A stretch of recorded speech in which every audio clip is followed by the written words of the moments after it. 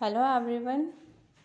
Today we will study about social marginalization of Adivasis. Previous chapter में हमने पढ़ा था मार्जिनलाइजेशन क्या होता है.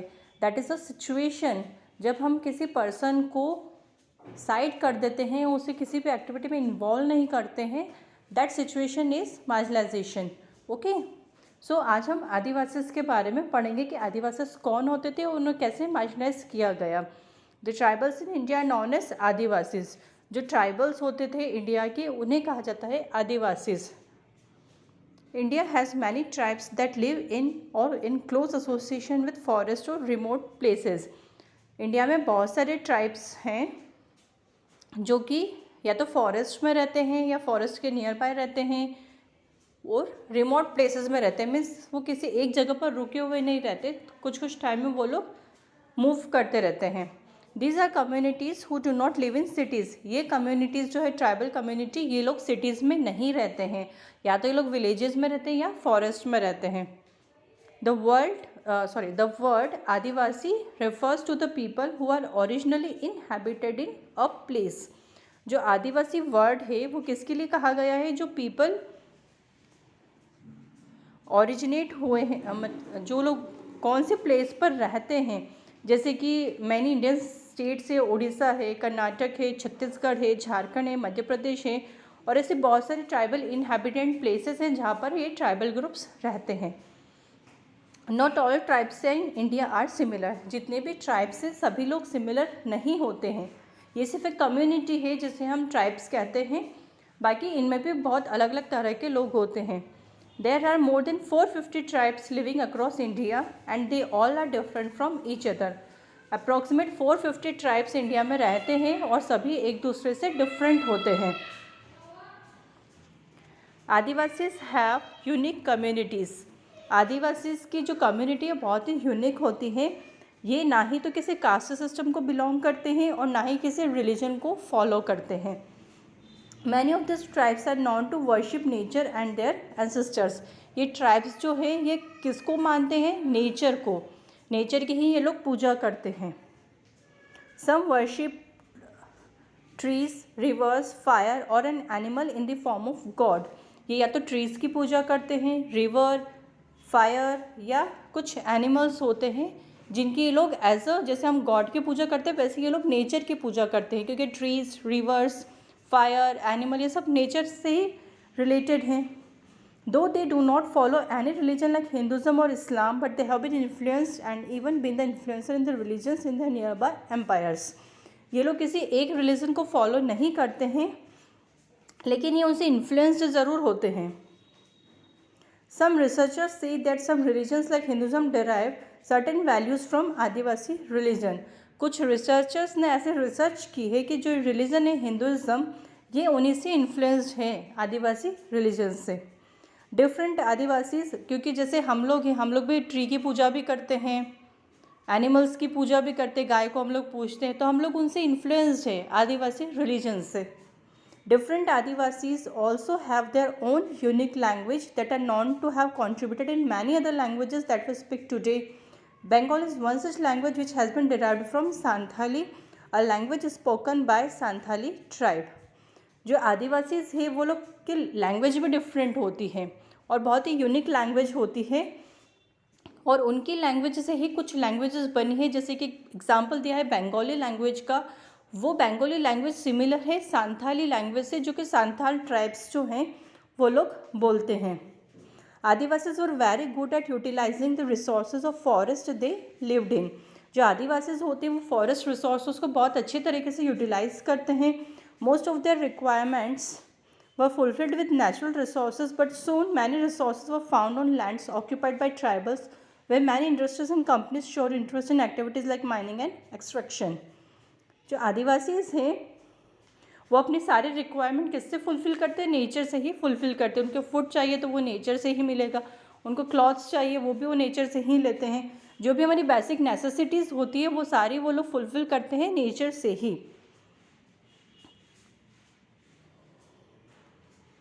लेकिन क्या है, बहुत सारे रिसोर्सेज जो हमें लैंड से मिल रहे हैं, जो बहुत सारी इंडस्ट्रीज़ होती है वो लोग इनमें एक्टिविटीज़ इनकी एक्टिविटीज़ में इंटरेस्ट शो करते हैं, जैसे कि माइनिंग करना है उनको, तो उनको माइनिंग कहाँ होती है, फॉरेस्ट में ही हमें मिनरल्स मिलते हैं, तो वो लोग माइनिंग वहीं करते हैं, एक्सट्रैक्शन करते हैं।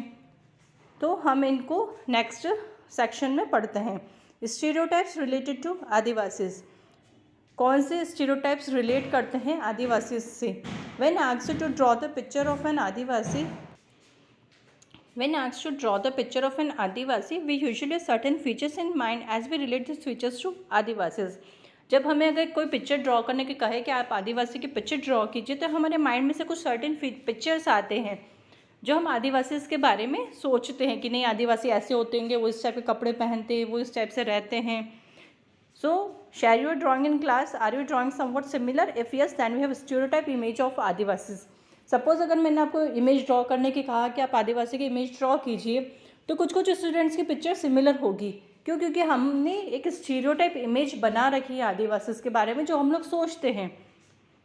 Due to our limited knowledge about Adivasis and the communities, majority of the times they are depicted in some stereotypical ways. So हमें इतना नॉलेज नहीं है आदिवासीज के बारे में, जो हम लोगों ने पढ़ा है या हम लोग मूवीज़ देखते हैं, तो हम लोग वो ऐसे ही सोचते हैं कि आदिवासी ऐसे होते होंगे। सो हमारा जो लिमिटेड नॉलेज है उन लोगों से रिलेटेड, उनकी कम्युनिटी से रिलेटेड, तो मेजोरिटी टाइम्स क्या होता है, हम लोग एक स्टीरियोटाइपिकल वेज होता है, हम लोग उसी तरह से सोचते हैं कि नहीं, आदिवासी ऐसे ही होते होंगे। So they are usually shown wearing typical animal skin clothes और colourful head gears and dancing around fire. हम लोग मूवीज़ में देखते तो कैसा बताते हैं कि वो लोग एनिमल स्किन के क्लॉथ पहनते हैं, लाइक वो शेर की खाल हो गई उस टाइप से, या वो सिर पे जो हेड गियर्स होते हैं वो कलरफुल लगा के रखते हैं, वो फेस पे भी कुछ ऐसे ब्लैक ब्लैक कलर्स लगा के रखते हैं, फिर वो फायर के अराउंड डांस करते हैं, है ना। तो ये हमारे स्टीरियोटाइपिकल सिचुएशन हो गई कि हम लोग उस टाइप से उनकी इमेज हमने वैसी ही बना रखी है। They are known as people that are backward and always fighting newness and changes. So हम सोचते हैं कि वो लोग बैकवर्ड हैं, हमसे पीछे हैं, और वो लोग फाइट करते कि वो लोग कुछ चेंज नहीं करना चाहते अपने आप में। They are considered primitive people. हम उन्हें ऐसे पुराने ज़माने के समझते, जो प्रिमिटिव पीपल अर्ली ह्यूमंस होते थे उस टाइप से। Many people do not realize that Adivasis और tribals in our countries are much more than what we usually think. हम लोगों को अभी तक ये रियलाइज़ नहीं है कि जो आदिवासीज हैं या जो ट्राइबल्स हैं हमारी कंट्री में, वो हम जैसा सोचते हैं उससे बहुत ज़्यादा आगे बढ़ चुके हैं।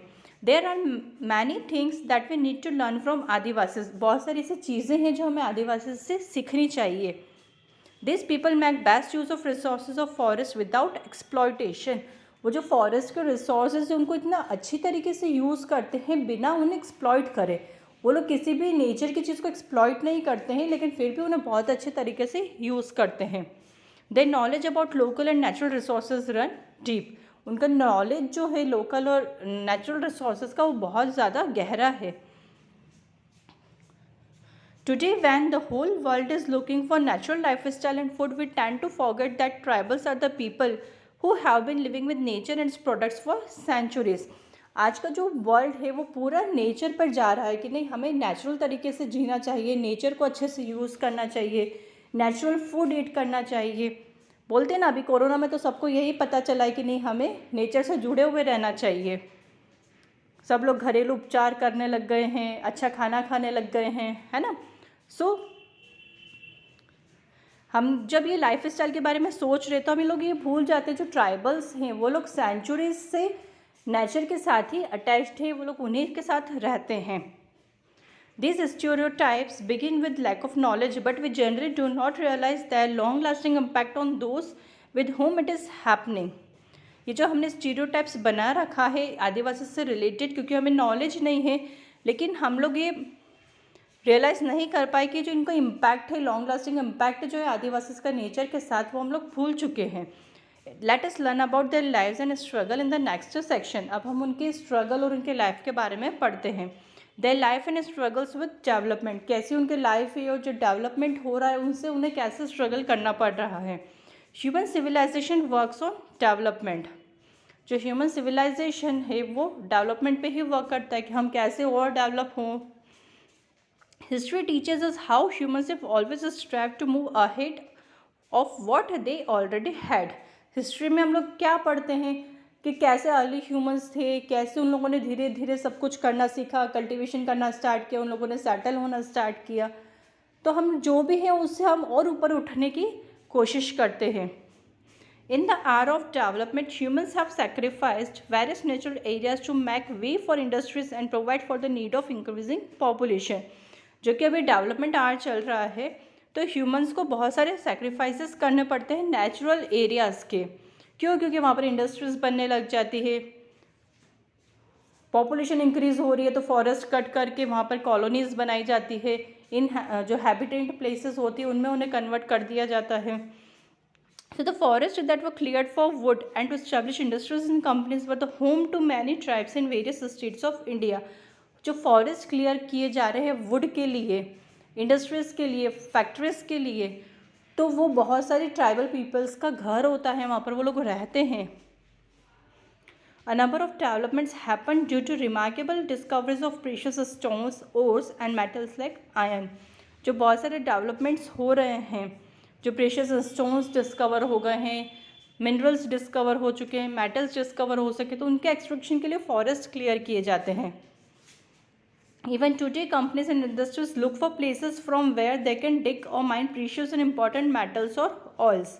अभी भी बहुत सारी कंपनीज और इंडस्ट्रीज ऐसी जगह ढूंढती हैं जहाँ पे उनको लगता है कि यहाँ से हम लोग मेटल्स निकाल सकते हैं, स्टोन्स निकाल सकते हैं, तो वहाँ पर वो लोग डिगिंग करते हैं।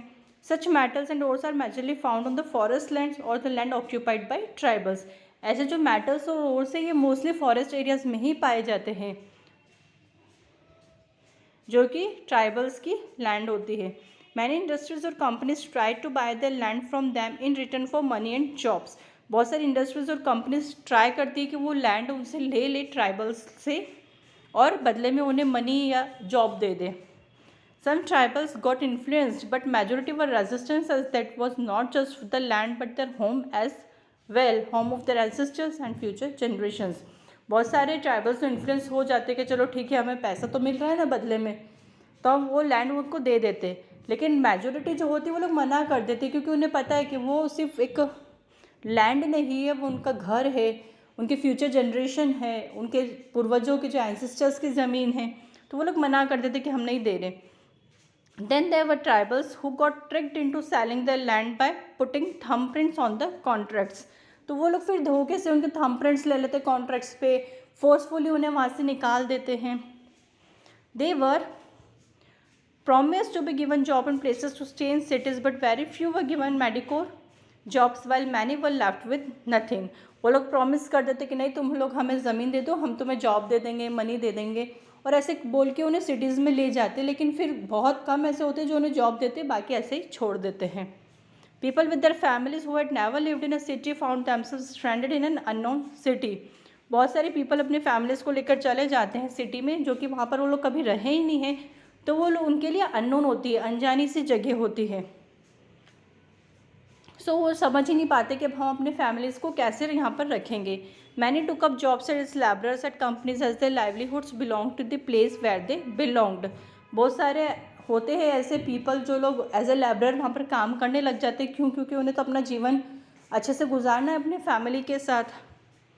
दे faced poverty and deprivation of even the basic amenities such as healthy and hygienic food और एजुकेशन फॉर चिल्ड्रन।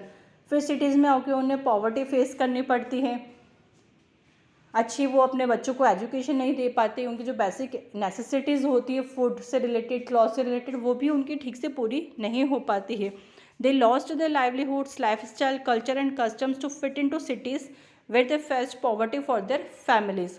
वो लोग अपनी लाइफ स्टाइल भूल जाते हैं, कल्चर कस्टम्स वो लोग नहीं फॉलो कर पाते हैं, तो उन्हें बहुत सारी ऐसी प्रॉब्लम्स फेस करनी पड़ती है, पॉवर्टी फेस करनी पड़ती है, उनकी फैमिलीज़ को भी सब कुछ फेस करना पड़ता है सिटीज़ में आकर। Social marginalisation of minorities.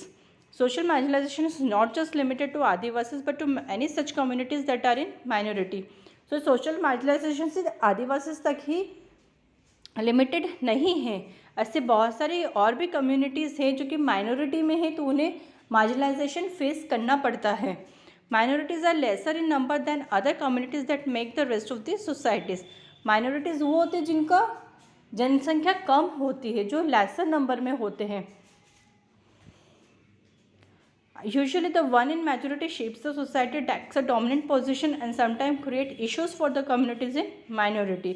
जो majority में होते हैं वो लोग सोसाइटी को शेप करते हैं, एक डोमिनेंट पोजीशन वो लोग अपना लेते हैं और बहुत सारे इश्यूज वो लोग दूसरी कम्युनिटीज़ के लिए क्रिएट करते हैं सोसाइटी में.